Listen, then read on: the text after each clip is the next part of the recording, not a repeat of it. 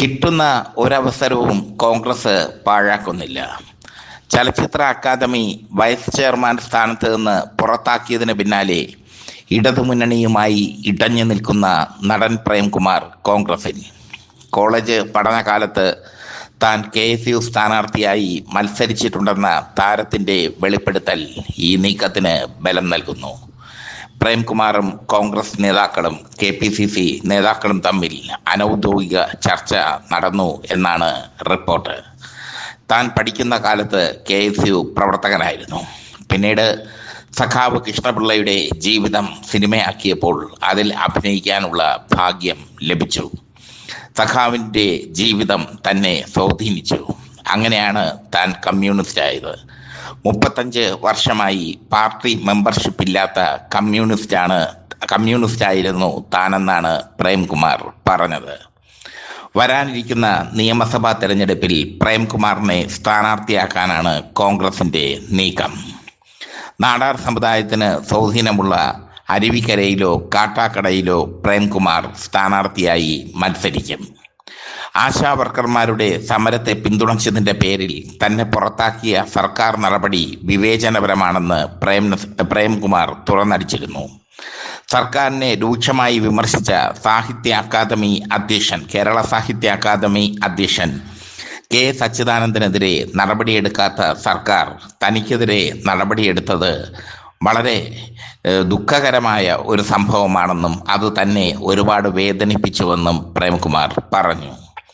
10,000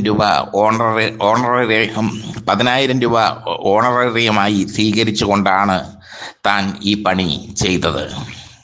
ആ കാലത്ത് വന്ന സിനിമകളെല്ലാം ഉപേക്ഷിച്ചു. അത്ര ഡെഡിക്കേഷനോടുകൂടി താൻ തൻ്റെ ജോലി നിർവഹിച്ചു. എന്നിട്ടും തനിക്ക് മാന്യമായ ഒരു യാത്രയയപ്പ് നൽകിയില്ല. ഔദ്യോഗികമായി തന്നെ പുറത്താക്കുന്നതിനെ പറ്റി ഒരു സൂചന പോലും നൽകിയില്ല. ഇടതു സർക്കാർ തന്നെ അപമാനിച്ചു.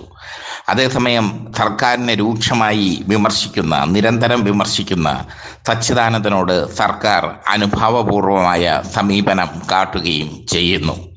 ഇത് ഇരട്ട നീതിയാണ്, ഇത് ഇരട്ടത്താപ്പാണ്. ഇതാണ് പ്രേംകുമാർ പറയുന്നത്. പ്രേംകുമാർ ഇടതുപക്ഷത്തിനെതിരെ ആഞ്ഞടിച്ചുകൊണ്ട് രംഗത്ത് വന്നത് കോൺഗ്രസ് ക്യാമ്പിൽ വളരെ സന്തോഷം ഉണ്ടാക്കിയിട്ടുണ്ട്. പണ്ടത്തെ KSU പ്രവർത്തകനായ പ്രേംകുമാർ വീണ്ടും കോൺഗ്രസിലേക്ക് ചേരുന്നത് സ്വാഭാവികമാണെന്നാണ് KPCC വൈസ് പ്രസിഡന്റുമാരിൽ ഒരാൾ എന്നോട് പറഞ്ഞത്. മാത്രമല്ല, പ്രേംകുമാർ കോൺഗ്രസിൽ ചേർന്ന് കഴിഞ്ഞാൽ നാടാർ സമുദായത്തിന് പ്രാധാന്യമുള്ള അരുവിക്കരയിലോ കാട്ടാക്കടയിലോ മത്സരിക്കാനുള്ള സാധ്യത ഉണ്ടാകും. അരുവിക്കരയാണ് പ്രേംകുമാറിന് ഏറെ ഇഷ്ടമുള്ള മണ്ഡലം. അരുവിക്കരയിൽ G. സ്റ്റീഫനാണ് നിലവിലെ MLA. MM ഹസൻ അവിടെ മത്സരിക്കാൻ തയ്യാറെടുത്ത് നിൽക്കുകയായിരുന്നു. പക്ഷേ അവസാന നിമിഷം MM ഹസൻ്റെ പേര് വെട്ടിക്കളഞ്ഞു സുനിൽ കനകുലു. പഴയ പടക്കുതിരകൾ മത്സരിക്കേണ്ട എന്ന്, അല്ലെങ്കിൽ വയസ്സായവർ മത്സരിക്കേണ്ട, യുവാക്കൾ വരട്ടെ എന്ന് സുനിൽ കനകുലു തീരുമാനിച്ചതോടെ MM ഹസൻ്റെ അടപ്പ് ഇളവുകയായിരുന്നു. അരുവിക്കരയിലെ സ്ഥാനാർത്ഥി നിർണയം കോൺഗ്രസിനെ സംബന്ധിച്ചിടത്തോളം അഭിമാന പ്രശ്നമാണ്. അരുവിക്കര കോൺഗ്രസിൻ്റെ ഉറച്ച മണ്ഡലമായിരുന്നു. കാർത്തികേയനും മകൻ ശബരിനാഥനും തുടർച്ചയായി ജയിച്ച മണ്ഡലം. പക്ഷേ കഴിഞ്ഞ തെരഞ്ഞെടുപ്പിൽ ശബരിനാഥന് അടിതെറ്റി. നാടാർ സമുദായ അംഗമായ G. സ്റ്റീഫൻ അവിടെ വെന്നിക്കൊടി പാറിച്ചു ശബരിനാഥനെ അട്ടിമറിച്ച്. നാടാർ വോട്ടുകൾക്ക് അരുവിക്കരയിൽ പ്രാധാന്യമുണ്ട്. പ്രേംകുമാർ നോട്ടമിടുന്നതും അരുവിക്കര തന്നെയാണ്. ചലച്ചിത്ര അക്കാദമി വൈസ് ചെയർമാൻ എന്ന നിലയിൽ താൻ പൂർണ്ണ സമയവും എൻഗേജഡായിരുന്നുവെന്നും ചലച്ചിത്ര അക്കാദമിയുടെ വികസനത്തിനായി താൻ ഒരുപാട് പ്രവർത്തനങ്ങൾ ചെയ്തിട്ടുണ്ടെന്നും പ്രേംകുമാർ പറയുന്നു. പ്രേംകുമാറിൻ്റെ ആരോപണങ്ങളെ സജി ചെറിയാൻ നിസ്സാരവൽക്കരിച്ചതും അദ്ദേഹത്തിന് വേദനയുണ്ടാക്കിയിട്ടുണ്ട്. സജി ചെറിയാൻ പറഞ്ഞത് അത് സ്വാഭാവികമായ നടപടിക്രമം എന്നാണ്.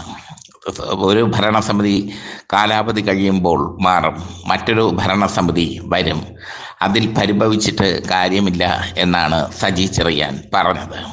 എന്നാൽ ഇടതു സർക്കാരിനെ രൂക്ഷമായി വിമർശിച്ച സച്ചിദാനന്ദനെതിരെ ഇതുവരേക്കും ഇടതു സർക്കാർ നടപടി എടുത്തിട്ടില്ല. സച്ചിദാനന്ദന്റെ വാക്കുകൾക്ക് വലിയ വാക്കുകൾക്ക് പ്രതികരണം പോലും ഇടതു സർക്കാർ നൽകിയിട്ടില്ല, CPM നൽകിയിട്ടില്ല. എന്നാൽ ആശാവർക്കർമാരുടെ സമരത്തിനെ പിന്തുണച്ചതിൻ്റെ പേരിൽ പ്രേംകുമാറിനെ പുറത്താക്കുകയും ചെയ്തു. കോടിയേരി സഖാവാണ് തന്നെ ചലച്ചിത്ര അക്കാദമി വൈസ് ചെയർമാൻ സ്ഥാനത്തേക്ക് പരിഗണിച്ചതെന്ന് പ്രേംകുമാർ പറയുന്നു. പിന്നീട് സിനിമയിൽ അഭിനയിക്കാൻ ഒരുപാട് അവസരങ്ങൾ വന്നു. പക്ഷേ സിനിമാഭിനയം താൻ മാറ്റി നിർത്തി ചലച്ചിത്ര അക്കാദമിയുടെ പ്രവർത്തനങ്ങളിൽ മുഴുകി. തന്നെ CPM ചതിച്ചു. ഇനി താൻ കോൺഗ്രസിലേക്ക്. ഇതാണ് പ്രേംകുമാർ പറയാതെ പറയുന്നത്. എന്തായാലും അരുവിക്കരയിലോ കാട്ടാക്കടയിലോ പ്രേംകുമാറിനെ പ്രതീക്ഷിക്കാം കോൺഗ്രസ് സ്ഥാനാർത്ഥിയായി.